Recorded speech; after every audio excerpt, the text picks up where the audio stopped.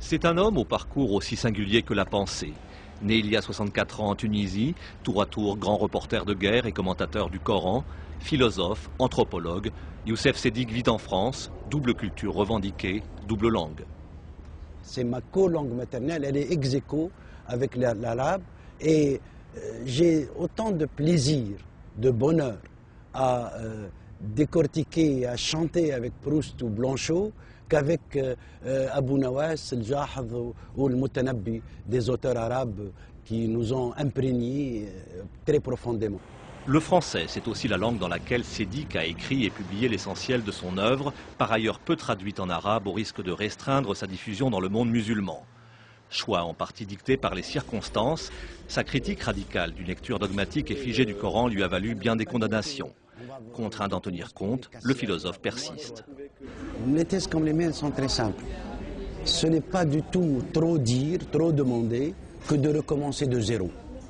De zéro, qu'est-ce que ça veut dire? Il y a une révélation, elle est formidable, elle est inspirée. Le prophète nous a transmis un texte extraordinaire.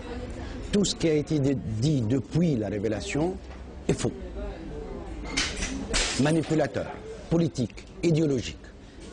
C'est pourtant l'Occident que Youssef Sedik interpelle dans son dernier livre au titre métaphorique « L'arrivant du soir », le nom d'une sourate du Coran, l'évocation aussi d'un visiteur qui viendrait frapper en fin de journée à la porte d'une maison calfeutrée. On le fait entrer, mais il dérange un peu. Le visiteur, nous dit Sedik, c'est l'islam. La maison, l'Europe, rétive sinon fermée, un intrus bien plus proche qu'elle ne le croit. Ce que nous payons aujourd'hui dans notre adversité entre christianisme, judaïsme et islam, c'est les postes messagers.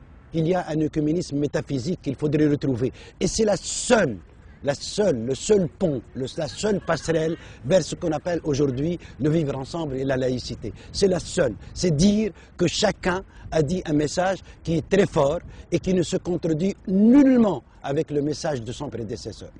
Alors, inlassablement, Youssef Sedik plaide pour un dialogue qu'il pratique lui-même avec juifs et chrétiens. Les tensions du moment l'inquiètent, mais renforcent aussi son ardeur à convaincre. Avec chaleur et sans provocation, le plus souvent loin des plateaux de télévision. Homme de foi dans tous les sens du terme, le philosophe veut rester un passeur.